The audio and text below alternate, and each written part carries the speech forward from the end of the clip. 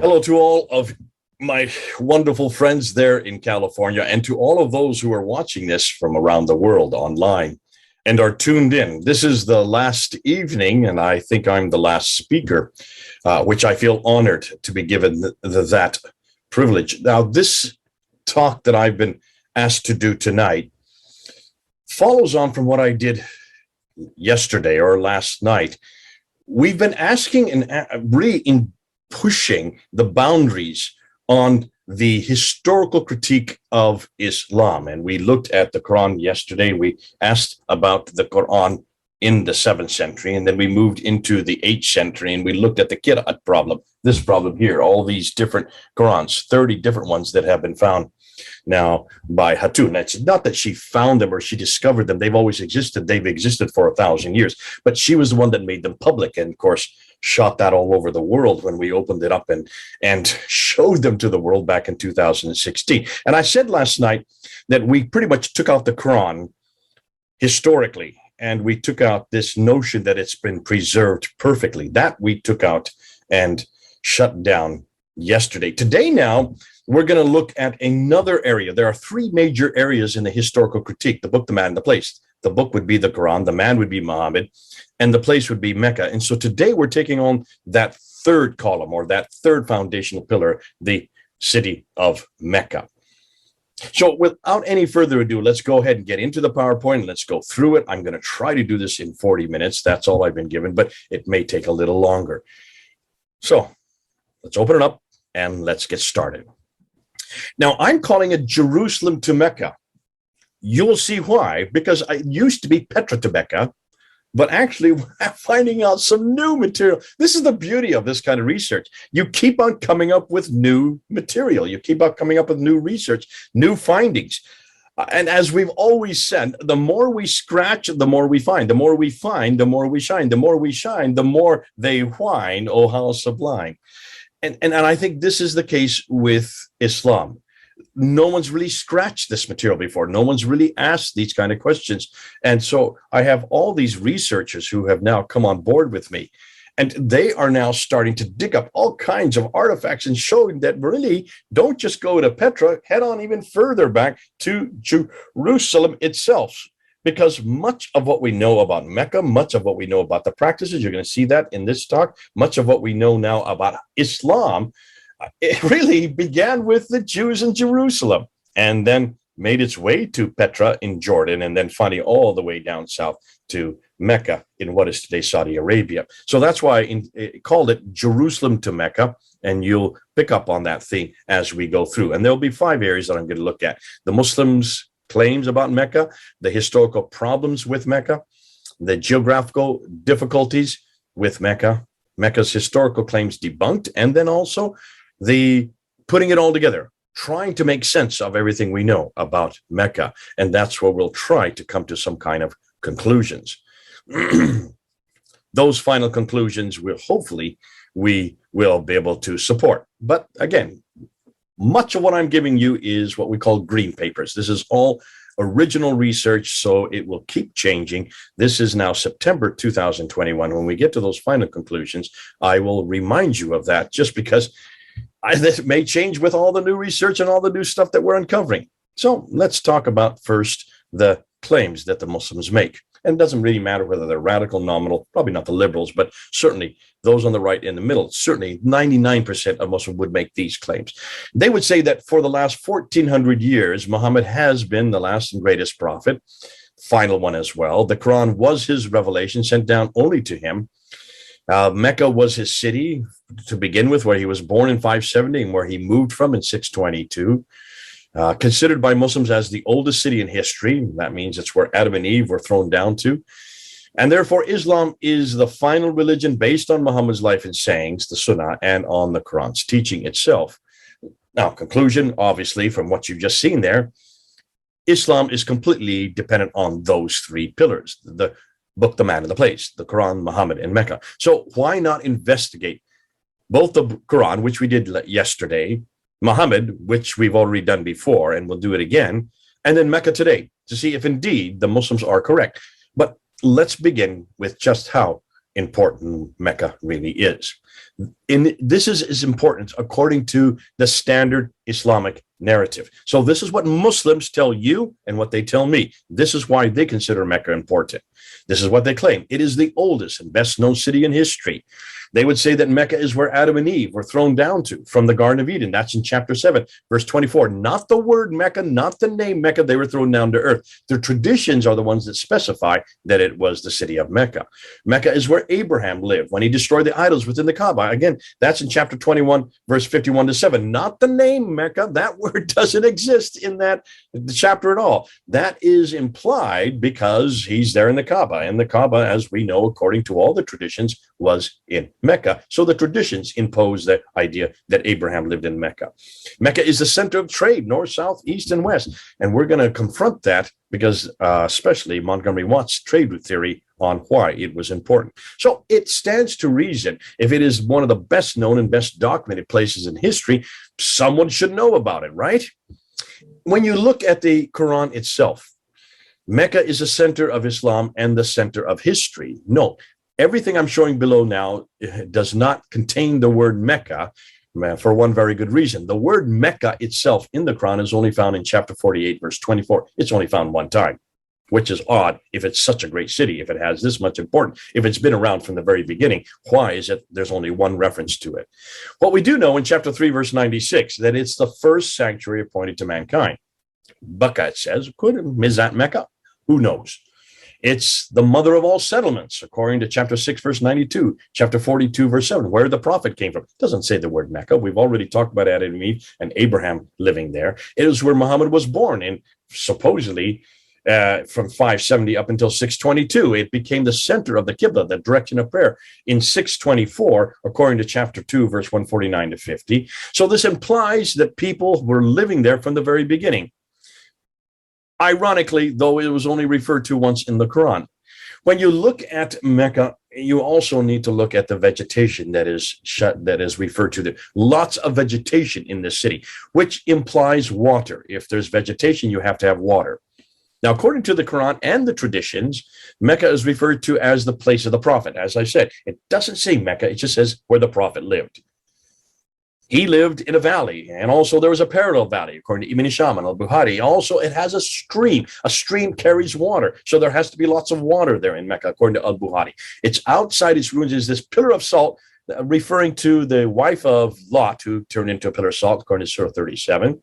It has fields, according to al-Bukhari, again, needing water. It has trees, according to Sahih al-Tirmidhi. Grass, al-Bukhari says that. He also says it has fruit. Al-Tabari talks about clay and loam. And also Surah 6 and then all 16 and Surah 80 all talk about olive trees. So all of these things, field, trees, grass, fruit, olive trees, all require water. One of the ironies about the olive trees, we don't know of any olive trees that early that existed in Arabia at all. All the olive trees that existed anywhere in the world were always way up in the Mediterranean. That's 600 miles further north. According to Ibn Hisham, there are mountains overlooking the Kaaba. If the Kaaba is in Mecca, then that means there should be mountains there. Yet Mecca is not in the valley and has none of these listed above because it is in a desert. So it's just too arid and dry to support any of these things that are underlined there that you see on the screen. Mecca is the burial place of many of the biblical prophets. This was a surprise to me, and this we've just found out in just the last year. Take a look at what they claim according to their traditions.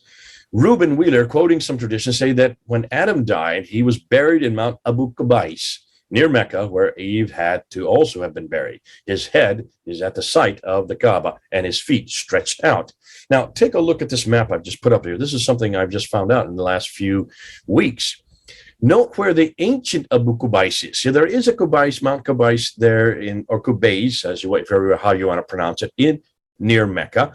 But the original Mount Qubais is way up near Latakia, just off the western or the eastern coast of the Mediterranean, way up in Syria. Look where the green arrow is. There it is. That's in northern Syria. It's almost 1,200 miles north of Mecca. Possibly an example, we're going to get into a lot of these later on, not this talk, about this borrowing from the north. All these names and places and dates. We're going to talk about some of it later on when we look at the 5 stages of the Hajj. But there's that Mountain Qubais. That's the ancient Mountain Qubais, which now the one near Mecca has been renamed after.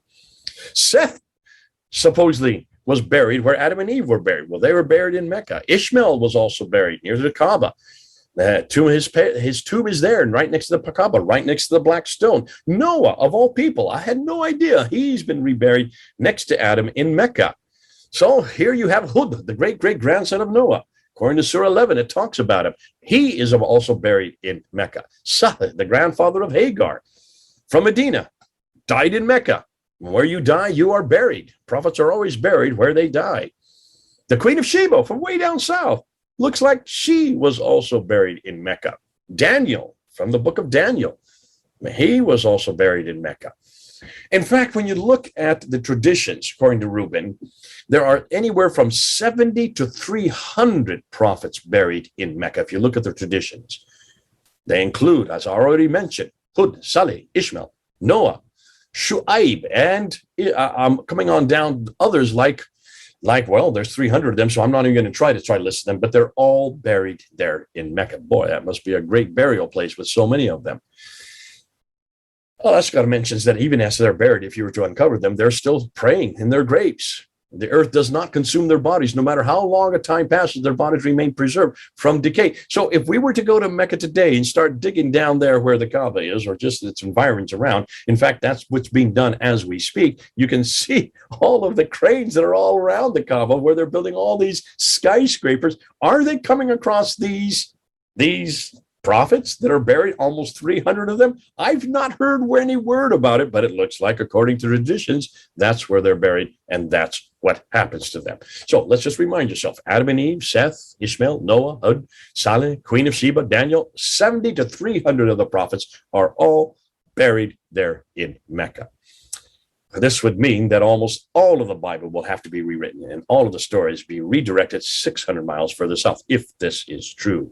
Yet there is so much evidence for the biblical narrative historically, yet almost nothing for Islam's. Now, what exactly problem or historical problems do we have with Mecca? There are so many, I don't even know where to begin, but let's start with the sources. The sources is probably the first thing you need to talk about. And this is one thing that really hit me way back in the 1990s when I came across it and I was told about it.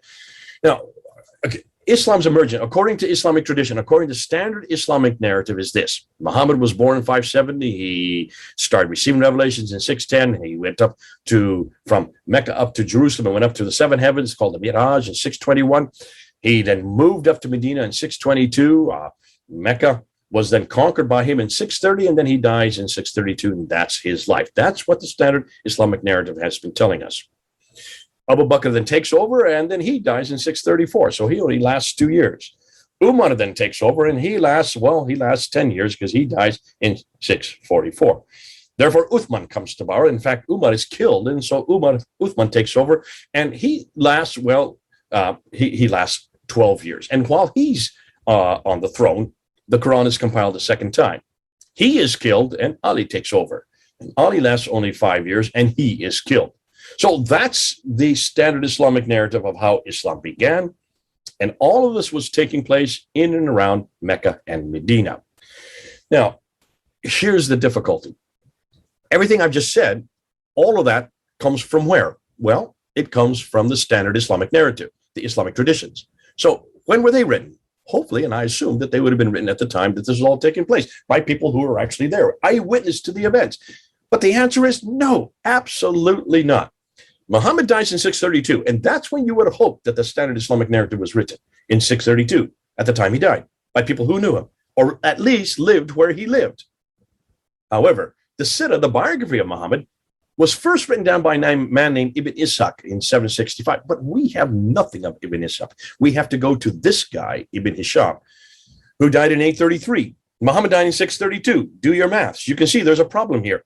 And since Ibn Hisham only takes what he likes of Ibn Ishaq and throws the rest away, we don't know if any of it comes from Ibn Ishaq, so let's just throw him away as well. The other biography that's famous is the one from Al-Waqidi, who died in 835. So this is the 9th century, folks. This is over 200 years after Muhammad. We get the first biography. But we also have the sayings, the hadith, which are first written down by Al-Bukhari in 870, and then Sahih Muslim 875, Tirmidhi in 884, Ibn Majah in 887, Abu Dawud in 899, and Messiah in 915. So from 870 up to 950s, that's the late 9th century going up into the 10th century. We have these 6 major compilations of the sayings of Muhammad. But take a look at how late they are. They all come after al-Bukhari. Now we have another 2 genres, the tafsir, which are the commentaries, and the tahriq, which would be the histories of all mankind, written by al-Tabari in 923. That is the 10th century, folks. Are you starting to see a problem here? The earliest of the standard Islamic narratives that we're always quoting all the time doesn't even appear for 200 years after Muhammad's death. Now, notice, I'm putting Abdul Malik's there because he is the one that actually introduces Islam to us on the coins and on the Dome of the Rock and on the Caliphal protocols. So let's start and put his line there. That's 140 years after him that we even hear about this Muhammad's life and what he said and what he did. So can you see that is a problem? And yet nobody's talking about this. No one wants to put this on a timeline. You now see the timeline, show your Muslim friends and say, you've got a problem. Because if that's the best source you've got, but hold on a minute. What about the Abbasids? They are the ones that really create the Muhammad we have today. And that's what we're finding out. The Muhammad of today is really the Muhammad of the Abbasids, and they come to power in 749. So it's the mid-8th century, which is over 100 years after Muhammad, that we finally get the Muhammad of today. I'm not going to get into that because we're not talking about Muhammad so much. We're talking about Mecca. But just to give you that, this is a real problem, folks, because the sources are just too late. Look at a map. Let's just show you what I'm talking about. Remember, Islamic tradition, all the standard Islamic narrative says that everything happens where those two green circles are, Mecca and Medina. That's what they tell us. That's what they tell us. That's the Hijaz, that area. Yet all the writers of the traditions worked in Baghdad, which is 1,800 kilometers to the north. Ibn Hisham, who was the first to write the Sirah, is from Basra, but he wrote in Cairo. He grew up in Cairo. Cairo is 1,600 kilometers away. Basra is 1,800 kilometers away. Al-Bukhari, who writes us, who is the one who gives us the first of what we know as the Hadith, he is from Bukhara. That is in Uzbekistan. That is a good 4,200 kilometers away. That is far away, way off to the east. Then you have Al-Tabari. He is from Tabaristan, which is in Iran today, northern Iran. That's 2,800 kilometers away. None of the traditional writers, the standard Islamic narratives, lived or worked in Mecca or Medina. They were too far to the north of Mecca and came from west and east of Baghdad.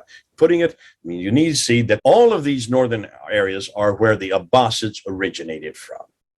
More than that, let's look at this map here. The problem with the northern hegemony. The Islamic traditions say everything happened here in Mecca, Medina, as I just said. However, all the writers in the traditions worked in Baghdad, which is 1,800 kilometers too far north.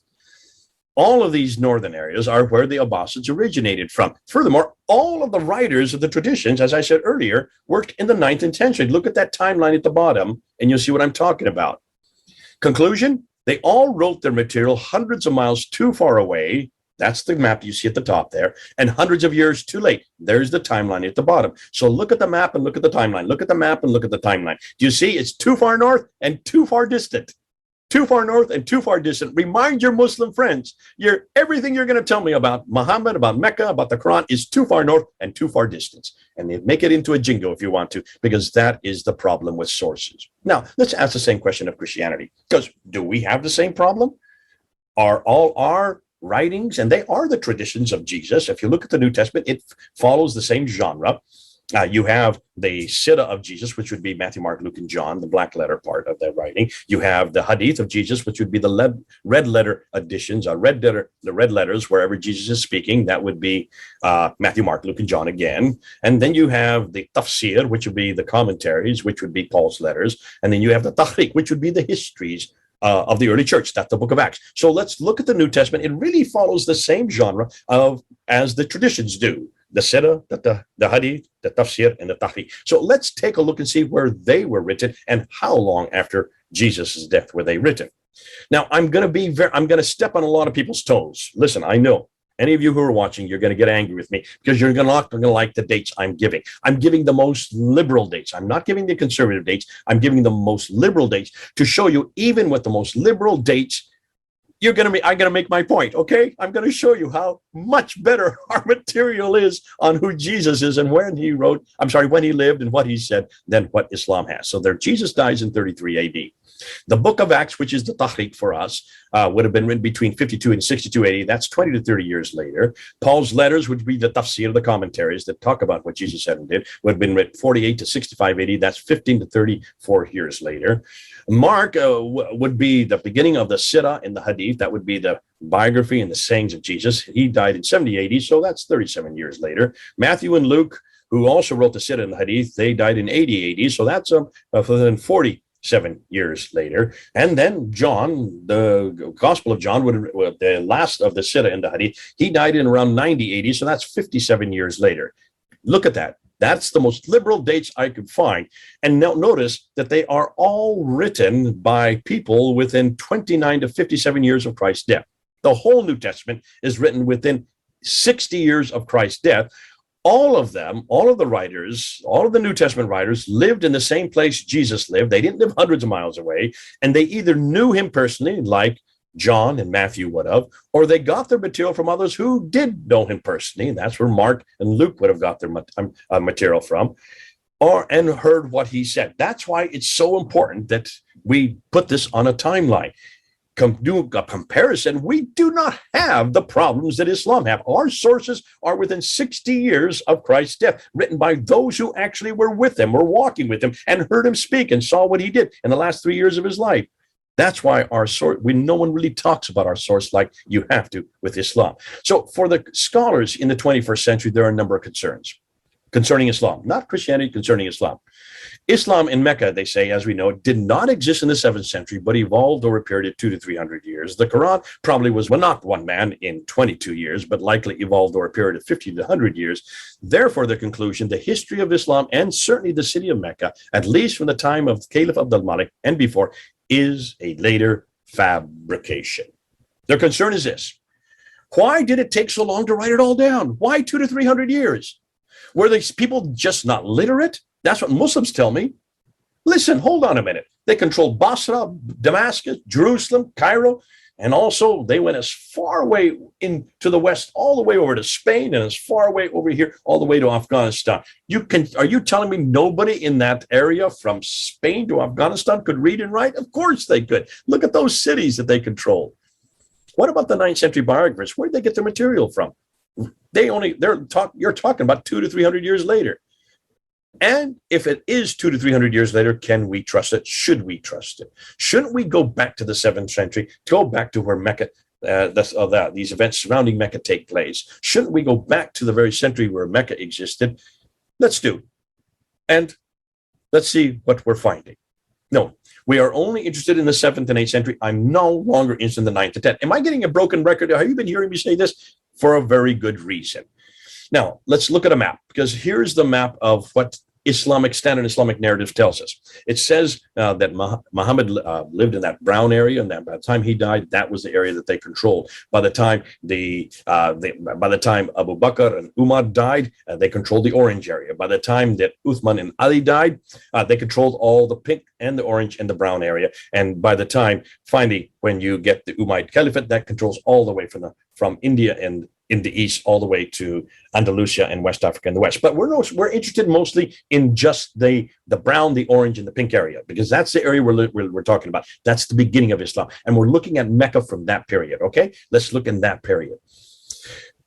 Meccan Arabic is not Quranic. This is going to be troubling for anybody who believes that the Quran comes from Mecca, or the Quran comes from Medina, or that the Quran comes from Muhammad. Because the Quranic Arabic that you can see on it, this is the green area that all the standard Islamic narrative and every Muslim, in fact, everybody I know says where the Quran comes from, that green rectangle there. That's the Hijaz. That's the area where Mecca and Medina exists. But the Quran, the Arabic in the Quran does not come from that area. It has grammatical structures that are different. And the grammatical structures all come from much further north around Jordan. The Irab, unstressed inflectional short final vowels, are marked with diacritics known as Irab because they were characteristic of the Bedouin dialects. You have the Tarba Buta, which is the circle with the two dots above it, the Ta.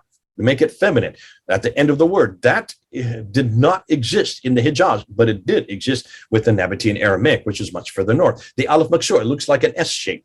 It's the Yah sound at the end of the word, or the I sound that comes at the end of words. That does not exist in any Arabic that came from the Hijaz, but it does exist in Nabatean Aramaic. The definite article, the L, introduces a phonic coronal consonant. That comes from Nabatean Aramaic. The Sabaic Arabic, which is way down south, where that big, you can see the big red square is, that's the Arabic that existed in the Hijaz. It originated from Yemen and made its way up north, up to Mecca and Medina. Well, not Mecca, but to Medina. Around 600 BC is where it was created. Yet it contained vowels and consonants needed for the Quran. The Quran didn't have vowels and consonants. Look at the earliest manuscript. There are no vowels and consonants on the earliest manuscripts. Conclusion? The Quranic Arabic, Nabatean Aramaic, existed 600 miles further north, while the 7th century Arabic of Mecca in the Hijaz was Sabaic, and it would have accommodated the text of the Quran had it been used, eradicating the Qiraat problems later on. So this would have not have been a problem if they had used Sabaic Arabic from the Hijaz, which would have existed at the place if Muhammad was living in Mecca, if Mecca did exist. As you're going to see, the Muslims are going to have a problem persuading me and soon persuading you. Now, what's my remit tonight? We are no longer interested in the 9th and 10th century. As I said before, they are just too late, too far away to be trusted. The traditions were all constructed by the Abbasids from 749 and on. And they definitely had an agenda, including the creation of the city of Mecca and eradicating anything from the Umayyad period that said to the other. So we're only interested in the 7th and 8th century of those artifacts and that which we can find from that period, where it all began, thus where we need to be. Who are the main players we're going to look at? Well, the main players are the people who have actually I'm dependent on. And when you look at the main player, the primary revisionists who have really been attacking Mecca and Muhammad and the Quran are these here. And you notice most of them are either German or they are British. There's only one American amongst them. That's John Wansborough. These are all people from Europe. They're way ahead of us, and they have done an amazing job. And I stand in awe of their work that they have done. I could go and unpack each one of them, but we don't have time. The ones who are now the new revisions, well, that's the new crop. We're the new ones who are coming out, and you can see who they are. Most of you know who they are. If you've been watching the internet, if you've been following, these are the ones that I work with. These are the ones that I have had most indebted to, and they're all on the team that's working with me, and I'm working with them. So thanks to all of them, and thanks to those who continue to take this work. So this is not me doing this work. I'm mostly the vocal man. I'm the one that's going out and actually making sense of it all and communicate it so you can all understand it. But let's start then with the geographical problems with Mecca. And as you're going to see, they're all in the wrong place and they're all in the wrong time. The origins of Mecca, according to what I now know today, what I want to plan to do, we need to first go back in history prior to the 7th century to the periods leading up to the emergence of Islam. So let's begin with the land of Arabia, including the Hijaz, where Mecca is situated. This is where the standard Islamic narrative suggests it all began. Here's the problem.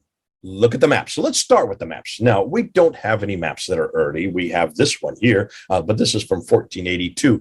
But it's the map that was credited, that credits Ptolemy's references to Arabia. Ptolemy in the 2nd century talked all about Arabia, and he gave all these places.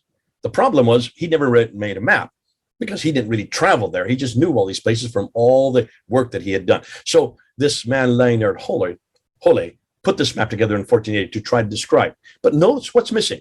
Ptolemy never talked about a place called Mecca. It's nowhere on the map. Here's another map done in 1541 by Laurent Fries. And again, trying to recreate all of Arabia from Ptolemy's writings. And again, Mecca is missing. Here's another map from 1571 by Sebastian Münster out of Germany, and Mecca's missing again. Oh dear, didn't exist. Now, this is another map that has been made today to go back and try to find out everything we know about the 7th century. So it's going back to the 7th century for everything we would have known at that time. And notice Mecca is even missing on that map. Here's another one. A 7th century map, supposedly. Again, Mecca's missing. just doesn't exist. It should be wherever that little question mark is, the red question mark. The 7th century qiblas also were missing. So everything we've seen about the map showed that there was no Mecca. Now let's go to the qiblas. This is Dan Gibson's work. He's done an amazing job from 1989 up into 2005, I think it is where he did his greatest work, but he's still working as we speak. He's not stopping. And what he found by going to all the qiblas, all the mosques there in the 7th and 8th century, he noticed that all the mosques up until 706 were all uniquely facing Petra in Jordan, 600 miles further north. The qiblas is the direction of the mosque where they all have to pray. They were all facing where you can see all those lines are, from as far away as Guangzhou in China, and Sherman in Kerala in India, the Sana, up in the Tarakhana, Bibi Samarkand in Uzbekistan. They were all facing Petra uniquely up to 706. Then in 706, some in-between mosques start to show.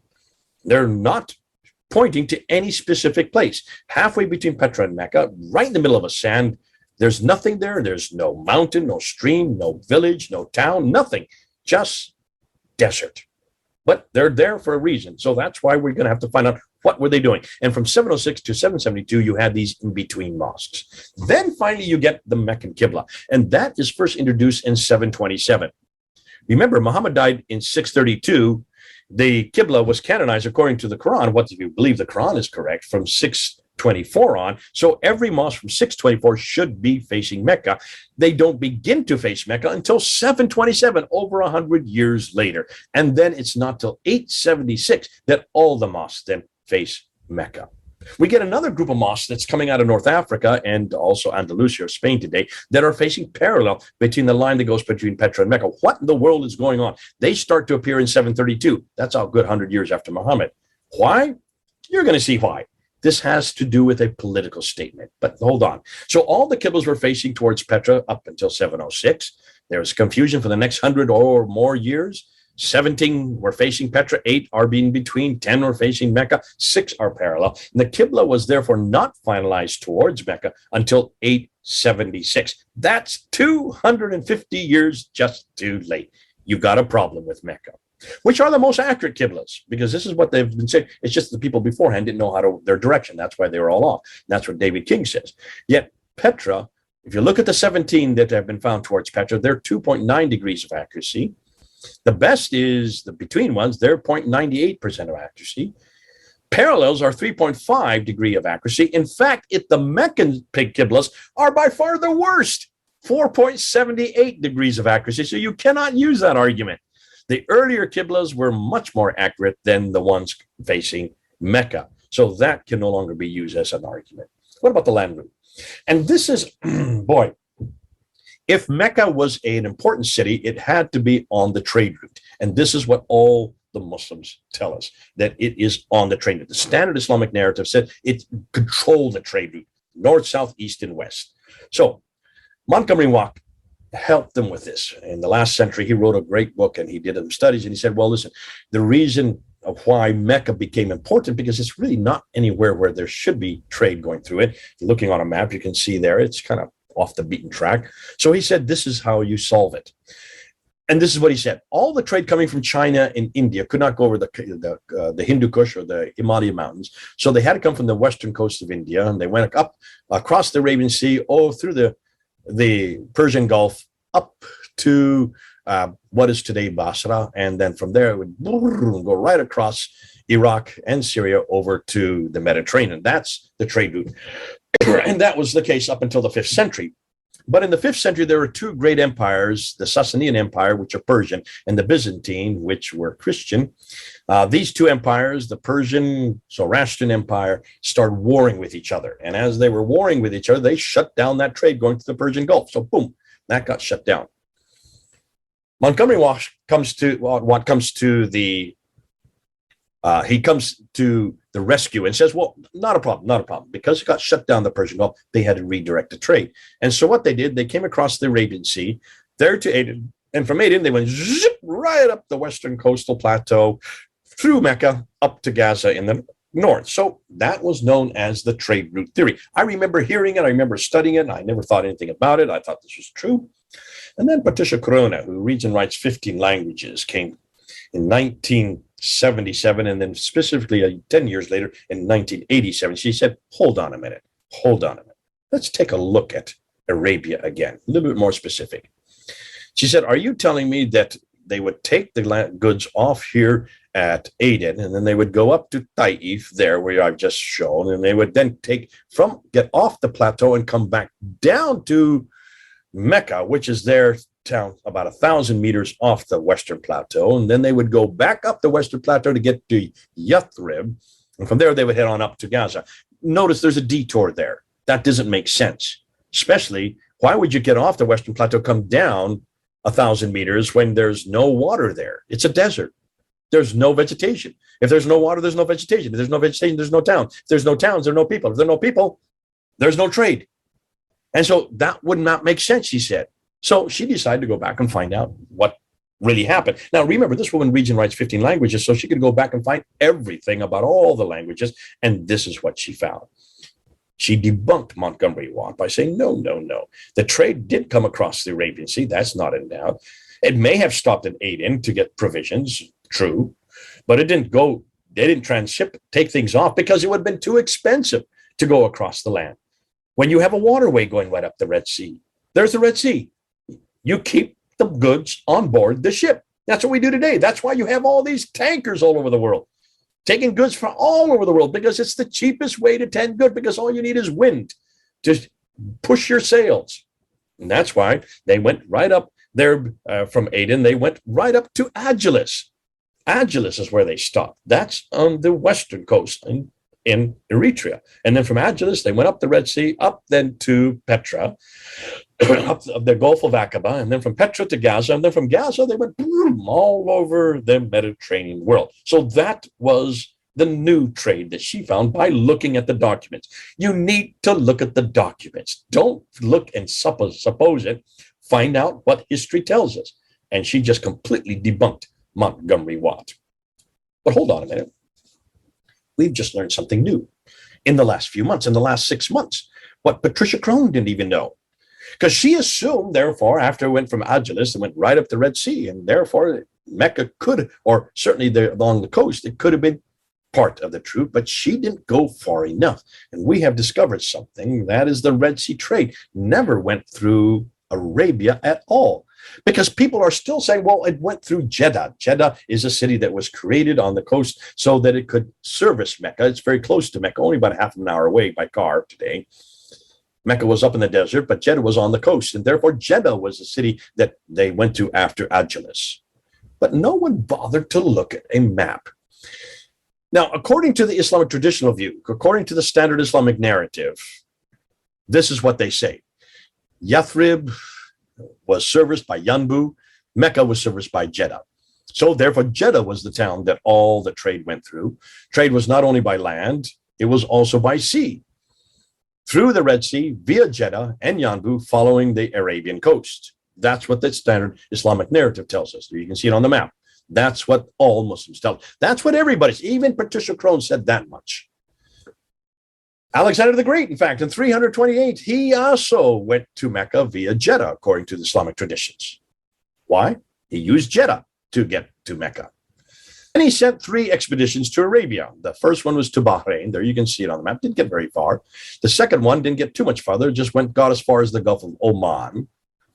But then the third one went around Arabia. He was trying to find a sea route to get to Egypt so he could attack Egypt from the sea and not by land. Problem was, that did go up the Red Sea, but then it came right back down again because there were no supplies. They couldn't find any supplies for their troops in the Red Sea. They couldn't go there, possibly because they were going on the wrong coast. No place for supplies on the Arabian desert. Why? Here's why. And this is something brand new that we've just found in the last few months. They were going up the wrong coast of the Red Sea. To understand the problem, you need to use a topographical map to see the waterways of the Red Sea. This has been provided to me by a guy named Chiaro Zazzaro in 2013. He came up with this and showed this, and I'm so happy for him. Take a look at this topographical map, looking from space down onto the Red Sea. And you notice that blue channel there. Can you see it there right in the middle? Here, let me put it. I'll put a red line over it. There's the blue channel.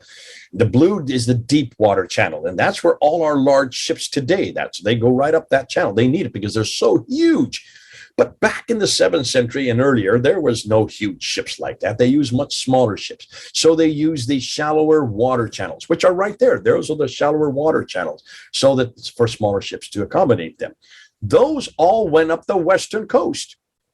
They, unlike the East Arabian shore, which was arid, had no water, with no fresh water, and thus few people, the West African shore had plenty of fresh water. Why? Well, and plenty of people. The reason why is where there's water, there is vegetation. Where there's vegetation, there are people. Where there are people, there are towns. Where there are towns, there are cities. Where there are cities, there is civilization. Where there's civilization, there is history. The East Coast had no history because it had no water, therefore no vegetation, therefore no people, no towns, no places, no history, because there was no civilization. The West Coast had everything, and that's why all the shallower water channels are on the west side of the Red Sea. And we know the names of where the ports were. This is what's interesting.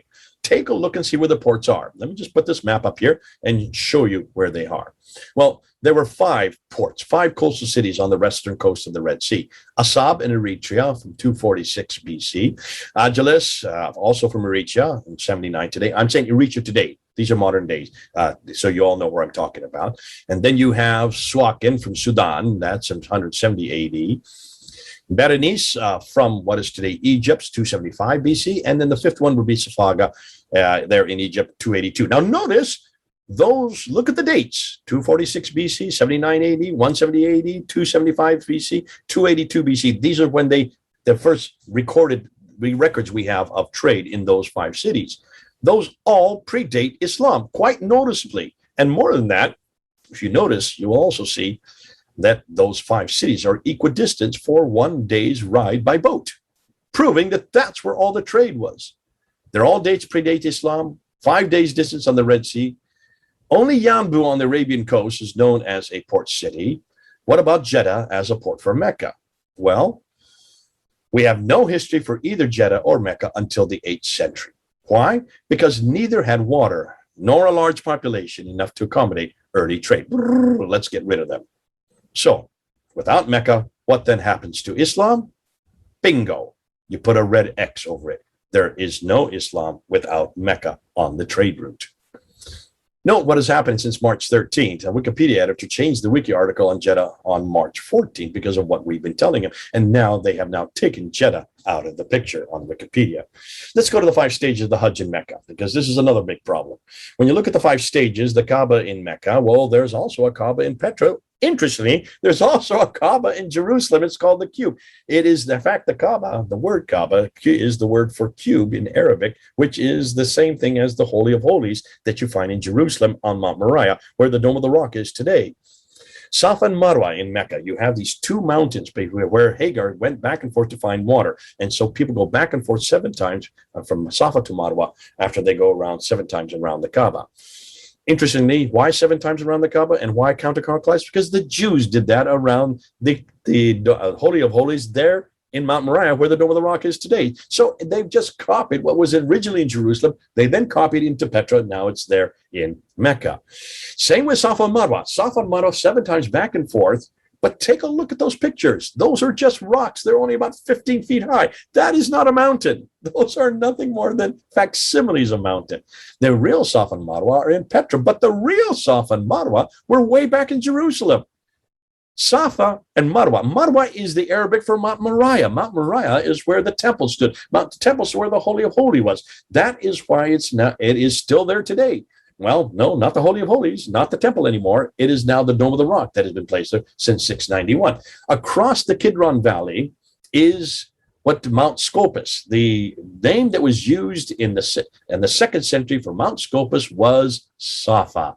So Marwa and Safa are Mount Moriah and Mount Scopus there in Jerusalem. They were then brought to Petra, which are mountains, and then they were brought then to as little rocks there in Mecca.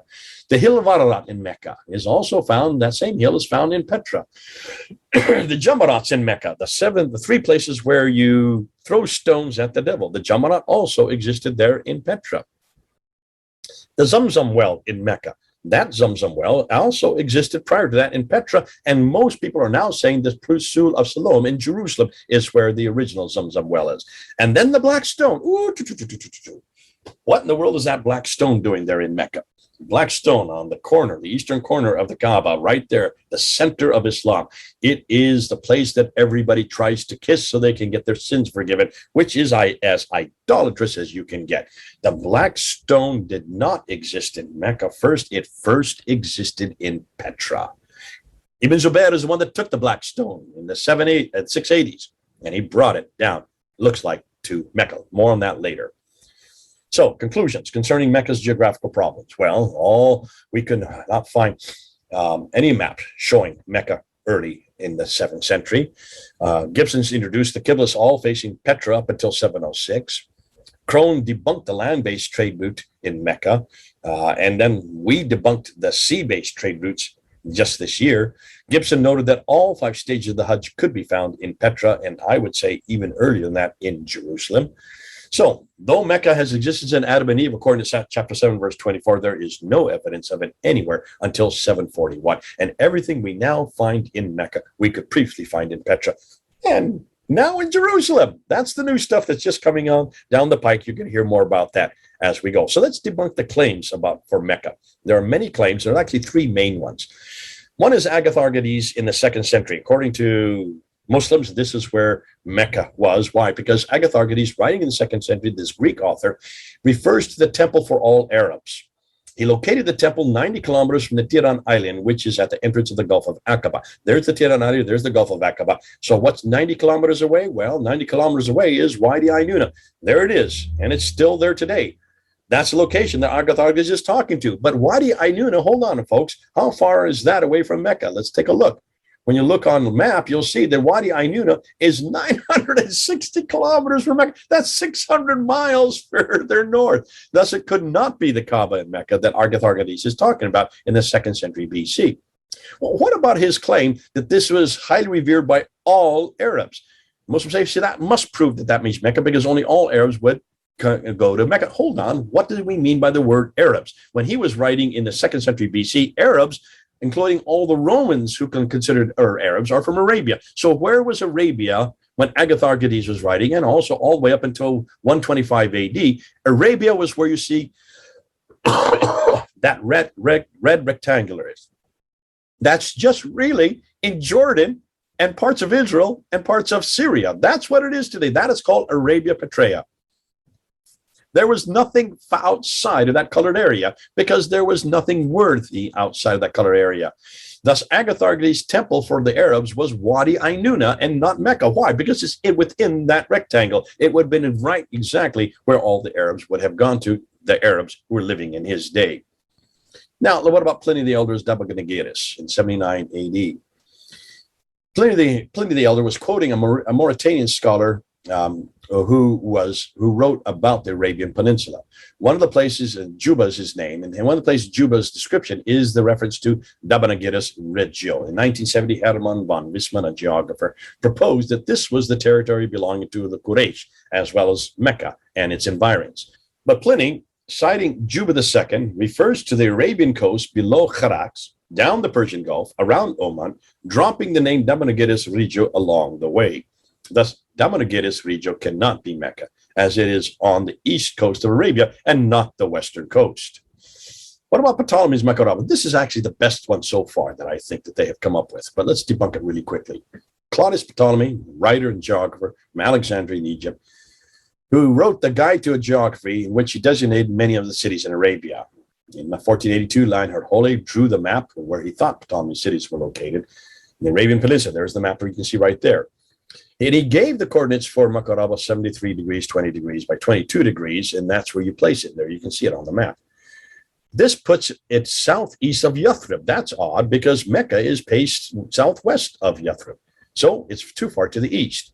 Why do people think Makaraba is the reference to Mecca? It's not even the same word. Dan Gibson comes to a solution. Dan Gibson matched the towns and cities with the rivers, which still exist today, and overlaid them on a map at the left. Fortunately, this puts some of the cities into the Arabian Sea, which would not be exactly healthy for the inhabitants who live there. So he then matched Ptolemy's locations to rivers and using mountains and rivers on a map, as you see on the left.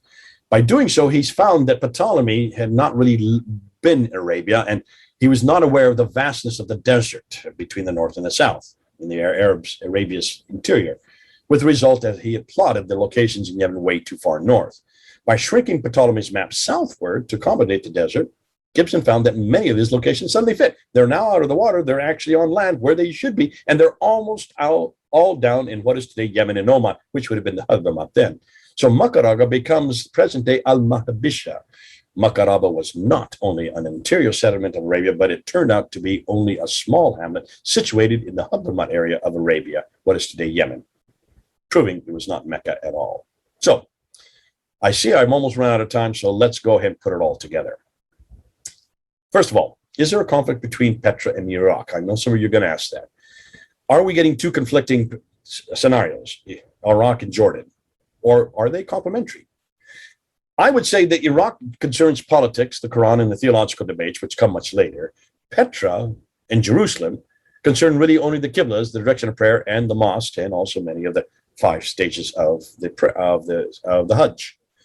Iraq both precedes Petra and returns following Petra. Iraq is important between 577 to 638, the quest for Muhammad. Petra is more important for 626 to 727, the qiblas. And then Iraq then becomes important again after 736 with the Qurans and the qiblas and everything else that comes then after that. So let's look at Petra versus Mecca, the one preceding the other. The need for a place. Petra has all the stations of the pilgrimage. We talked about the Kaaba. We talked about Marwa and Safa. We talked about the washing, the Zamzam well. We talked about the plains of Mustafa and the Jamarat platform. So we don't need to repeat that. Notice where Petra is. It is the ancient sanctuary city of tombs and temples. It is on the trade route, east, west, and north. Notice, not south. Mecca is not on any of the international trade routes, not even on the sea route, because of the Red Sea. You can see where the green arrows are going. Petra is where the Nabatean Aramaic was spoken and written, which later gave birth to the Quranic Arabic. Petra is also where the mosques up until 706 are facing, the qiblas, that is, even as far away as Canton in China and Shahriman in India. Conclusion, Petra seems to have been the original sanctuary, later copied by Mecca, and I would say Jerusalem even precedes it. Petra is much further north to support the later traditions once again. Now let's look at the 7th century scenario and let's try to put it together. In the 7th century, there were 3 major empires, the Byzantines and the Sassanids, on the green and the orange. In 622, however, the Byzantine Empire conquered the Sassanids, and the small city-states then filled the vacuum left behind. That's where the yellow arrows are. Ironically, we have no historical references for any Muslim caliphate at all from 622 to 661, not in the coins or the documents or the rock inscriptions. Now, in 661, Muawiyah comes and is the first of the Umayyad caliphs. So that's where the history of what we would think would be Islam comes to begin. The Umayyad Caliphate. We would think they would be Muslims, but they're not. If he was a Muslim, as traditions claim, then why was his capital not in the Hijaz, not way down in Mecca Medina, or in and where the traditions state that all the 4 previous caliphs lived and reigned? The Umayyad sanctuary, according to the qiblas, was Petra, not Mecca. So that also confronts the standard Islamic narrative. Note how little land the Umayyads at first controlled, not much more than the Romans before them. So how then did Mecca become important? It's nowhere near there. That's 600 miles further south. To answer that, we need to move to 30 years later to the Caliph Abdul Malik and his governor, Ibn Zubair. So let's go to Ibn Zubair. Why is he important? Who is he and why is he important? Ibn Zubair was the governor of Petra under Abdul Malik from 685 to 705. Zubair rebelled in 686 against the Umayyad power in Damascus. Obviously, they're not in Medina and Mecca. We wonder why. He destroys the Kaaba in Petra and then takes the black stone. Remember that I said I'd come back to the black stone. The black stone is where God's presence is. So when he takes the black stone and from Petra and flees down to the south, perhaps to Mecca, he takes God's presence with him. The Abbasids were very interested in that black stone. They are also interested in coming and being an ally with Zubair, who needs an ally. They're way up in Hira. That's in today's Kufa. That's in Iraq. So they join the rebellion and they support Zubair due to their hatred of the Umayyads. Now, there's the map there. Take a look at that. In 680, Ibn Marwan supplants the Sufyani family in Damascus. That's the red area. His son Abdul Malik becomes caliph in 685, also in Damascus. In 686, Zubair, Governor Petra, rebels against Abdul Malik, destroys much of Petra, takes the black stone, and he flees to the south. That's the yellow arrow, possibly to the Hijaz, where you see Mecca, the dark blue area. He needs allies, and so looks towards the Abbasids, who are headquartered in Hira, which is today Kufa. Note that the political capitals for Umayyads is Damascus, and for the Abbasids is Hira. The sanctuary for the Umayyads is Petra, and the sanctuary for the Abbasids then becomes Mecca. Two political capitals, two sanctuaries. As the Abbasids become more powerful, Mecca becomes more important. Why? Because they have the black stone, and the Abbasids are taking more political power. So why is this important? Well, the Arabs had been in power since the mid-7th century, but they had no religious identity. Abdul Malik ruled in Damascus from 685 to 705. The Umayyads had now been in control since 661. And after 30 years, unlike their cousins through Abraham, the Christians and Jews, they had no prophetic line and they had no scripture. For 30 years, they'd been dependent on the Jews and Christians to run their cities. They called them maulas or mawalis. There was a jealousy of the Jews and Christians because they had their own prophetic line and they had their own revelations, giving them an identity, which the Arabs did not have. This desire for an Arab identity was then created and introduced by Abdul Malik. Now, let's see how he does it. Well, the first thing he does, as the great Arab reformer, he builds the Dome of the Rock in 691. Look and see where it's situated. It's higher than the Christian church on the Holy Sepulchre, sitting right on where the Jews considered the temple to have been, the Holy of Holies to have been. The Al-Aqsa Mosque was not built till 709. So don't confuse it. That's not the mosque we're talking about. Now, the significance of the Dome of the Rock, it's situated right there, smack dab at the sanctuary for the Christians and the Jews. It employs Byzantine architecture, but it's much larger. It sits above the Church of the Sepulchre. It's situated situated on the holiest city for Jews. That is where the temple was. That is where the Holy of Holies used to be. That's why it's not in Damascus nor in Mecca. It's in Jerusalem. Muslims say that it's because of the Miraj. That's why it was built. No. Look at the inscriptions. They say nothing about the Miraj, nothing about the going up to 7 heavens or getting the 50 prayers down to 5. And why? Because you need to look at the only original part of the building. You need to look at those 2 inner ambulatories. When you look at the ambulatories, you'll see the Arabic there. When you look at the Arabic, just take a look. I don't have time to go, and I'm running out of time. But notice everything you see on the screen there is against Jesus, against his divinity, against the Trinity, against his sonship. It's all against Jesus of the Byzantine Christians. It's against the Monophysites. It's against his divinity. That's why the inner ambulatory, it was created by Abdul Malik to attack the Trinitarian form of Jesus, the Trinitarian God named Jesus Christ. The Caliphal Protocols. Yehuda Nevo talks about this in Crossroads to Islam. During the Sufyani period, if you look at the protocols, they do not mention Islam or Muslim or Muhammad or the Quran, which they should be full of, because that should be Islamic, right? Up until 680. Then the Marwanids come to power, and then Abdul Malik comes in 685, and then he is the first one to change the protocols. It happens overnight in 691. That's the time the Dome of the Rock is built. So the Bismillah and Muhammad are introduced overnight along with the Shahada. Now, what else do we know? Well, Abdul Malik, the great reformer, he then introduced the coins. The Byzantine coins, there you can see them. Those are normal coins. But then you have the Sufyani dirham, and you notice those coins still have crosses on them. That means they're Christians from 681 up until the 680s. Abdul Malik then comes in 685, and then in 692 and in 693, he introduces this coin with his image on it, and the Shahada is introduced at the same time. The Dome of the Rock, he introduces the Shahada on the coins. And then in 696, he introduces attack after attack after attack on the coins against Byzantine Christianity, against the divinity of Jesus, the Trinity, and his sonship. So Abdul Malik introduces here an Arab identity in the guise of an Arab prophet. Beginning with the Dome of the Rock, it's larger than any other structure. It's facing the Arab sanctuary, Petra. It incorporates inscriptions which are against Byzantine Christianity. It introduces Islam. It introduces the people, Muslims, and it introduces the Prophet Muhammad. The Caliphal Protocols, overnight in 690, we do exactly the same thing. So do the coins. He replaces image with introduces Muhammad, introduces the Shahada on the coins, just like he did on the Dome of the Rock and on the protocols. Now, once they have the man, they now need a book. So that's when the book starts to get formed. That's why the earliest texts are found on the Dome of the Rock. They are not the same as what we find in the texts that we have today. The earliest Quranic manuscripts start to appear in 705. That's about the time of his son. They are not complete. They are not parallel with today's Quran. They have been changed and corrected throughout, and they don't get canonized until 1924, 97 years ago. Now that according to Brubaker's material, there are over 4,000 corrections all the way along. And now we have 30 of these kiddas that start to introduce in the 8th century.